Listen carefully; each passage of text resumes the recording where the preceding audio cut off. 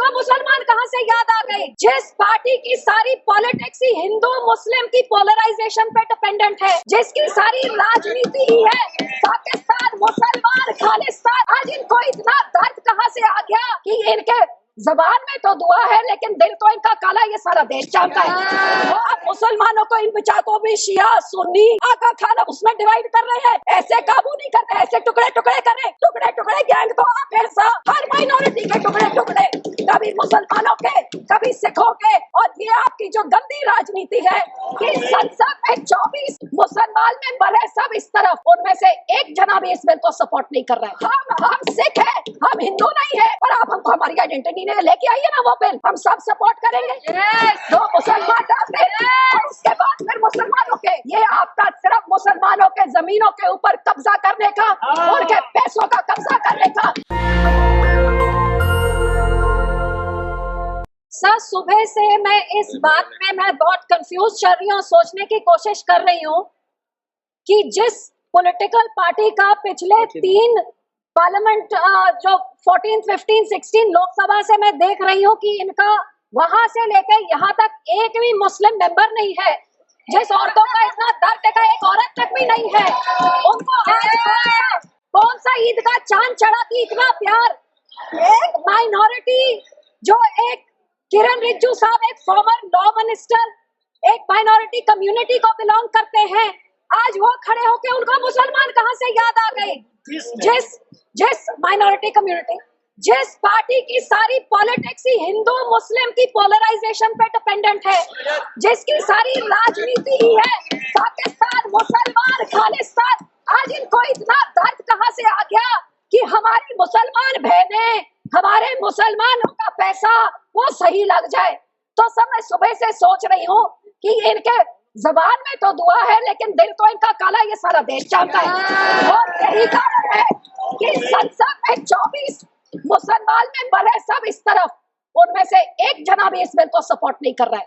JPC के member इसको support नहीं कर रहे हैं, इनके लोगों को छोड़ने के बजाय, और देश की कोई माइनॉरिटी सपोर्ट नहीं कर रही है।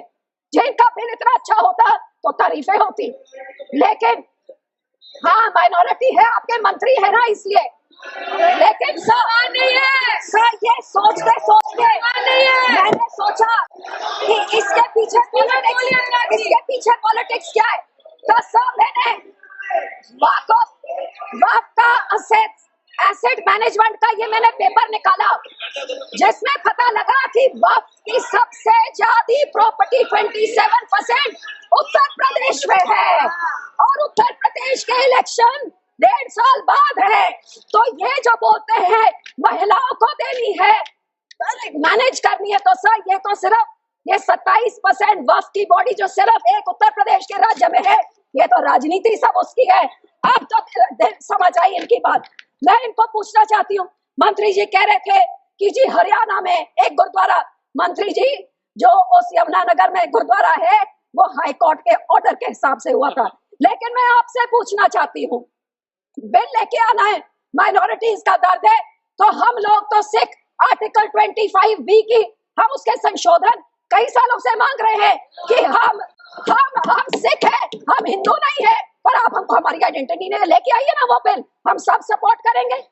फिर आप हम इधर गुरुद्वारों की कब्जा, जो आपने हमारे गुरुद्वारे हिस्टोरिक जो आपने डिमोलिश करते, आपने जो डांग मार साहब सिक्किम में आपने डिमोलिश कर दिया, हरिद्वार में ज्ञान गोदरी आपने डिमोलिश कर दिया, उड़ीसा में मंगू मठ जो डिमोलिश कर दिया, जो माइनॉरिटी के गुरुद्वारे आप डिमोलिश करे, बहुत अच्छा आपका अयोध्या बन गया।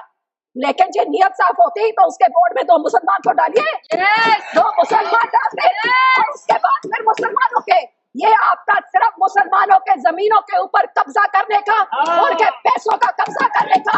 जैसे आपने सिखों के संस्थाओं के ऊपर हमारा नंदेड़ साहब हजूर साहब के बोर्ड में इलेक्टेड मेंबर्स निकाल के गवर्नमेंट में उधर अपने नॉमिनेटेड मेंबर्स बैठा दिए, हरियाणा का हमारा तोड़ के हरियाणा की एसजीपीसी तोड़ के आपने पिट्ठू पपेट्स वहां बैठा दिए, पटना साहब ने भी यही कहा, और अब हमारी एसजीपीसी में भी आप यही कर रहे हैं। सर आपकी ये काली बुलडोजर वाली राजनीति, डिवाइड एंड रूल, आप मुसलमानों को इन बेचारों भी शिया सुन्नी आका खाना उसमें डिवाइड कर रहे हैं, ऐसे काबू नहीं करते, ऐसे टुकड़े टुकड़े करें, टुकड़े टुकड़े गैंग तो आप ऐसा हर माइनॉरिटी के टुकड़े टुकड़े, कभी मुसलमानों के, कभी सिखों के।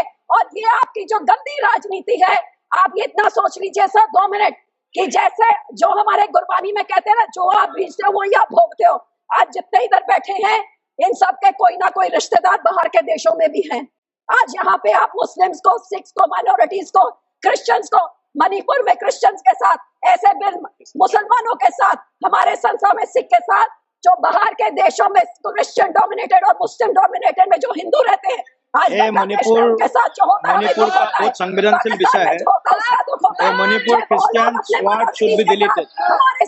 मणिपुर हमारे लिए क्रिश्चियन हिंदू का इश्यू नहीं है। This swat should be deleted. Please complete madam, please be seated, please be seated, please be seated. No, it is not, it is, Manipur is not Christian issue. Manipur is not Christian issue. Please, और जो support करते हैं Christian भाइयों को बोलना I know better than you. I am from Northeast. I know better than you. ये सारे minorities का डरा Complete, के, please. हिंदुओं को डरा के धन्यवाद जी, धन्यवाद। माननीय मंत्री जी, 15 करोड़ लोग Singh ji, thank you sir. Sir जितने सिखों के गुरु हुए हैं सर, उन्होंने शहादतें क्यों दी?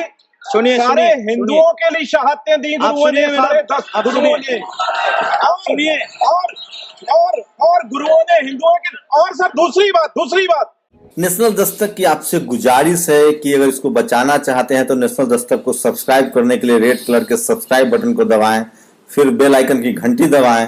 नेशनल दस्तक को बचाने के लिए बहुत जरूरी है कि हर खबर को शेयर करें, लाइक करें, कमेंट जरूर करें।